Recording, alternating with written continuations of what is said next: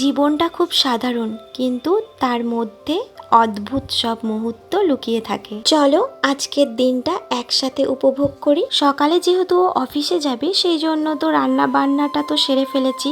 আর আজকে না ওকে টিফিনে দিয়েছিলাম ভাত, ডিম ভাজা, টমেটো দিয়ে মুসুরির ডাল, আর ছিল ভেন্ডি পোস্ত। আর আজকে ভাত আর ডাল বা যে সবজি করেছিলাম সেগুলো না একটু বেশি বেশি করেই দিয়েছি, কারণ যাতে ও দুবার খেতে পারে। অন্যান্য দিন না ও নিয়ে যেতে চায় না, তো আজকে কিন্তু আমি জোর করেই দিয়েছি, কারণ বেশিরভাগ দিন আছে বাড়ির থেকে তেমন খুব একটা কিছু খেয়েই যায় না, কারণ ওর নাকি অত সকালে খেয়ে যেতে ভালো লাগে না। তারপরও বেরোনোর আগে একটু চা বানিয়ে দিলাম। এখন না একটু একটু নিজের মধ্যে পরিবর্তনগুলো বুঝতে পারছি। যেমন বিয়ের আগে মা যখন কোনো কাজের কথা বলতো, তখন বলতাম যে এটা করতে ভালো লাগছে না, ওটা করতে ভালো লাগছে না, এত সকাল সকাল ঘুম থেকে উঠতে পারবো না।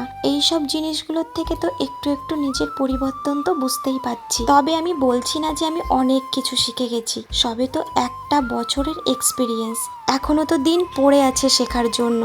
ধরে নাও কেউ যদি 20 বছর, 30 বছর বা 40 বছর বা এর থেকেও বেশি বছর সংসার জীবনের এক্সপিরিয়েন্স থাকে, তাদের কাছে আমি =0, আর তাদের সাথে আমার পার্থক্য করলেও চলে না। তবে এটা কিন্তু ঠিক, বিয়ের পরে মেয়েদের জীবন একটু একটু করে কিন্তু পরিবর্তন হতে থাকে। বিকালের দিকে আমি আর দিদি মিলে চলে গেছিলাম বগুলাতে, ওই একটু কাজ ছিল আর টুকিটাকি কিছু কেনাকাটাও করলাম। তাহলে আজ আসি, আজকের ব্লগটা এই পর্যন্তই। তোমরা সবাই খুব ভালো থেকো, আবারও দেখা হবে তোমাদের সাথে নেক্সট ব্লগে।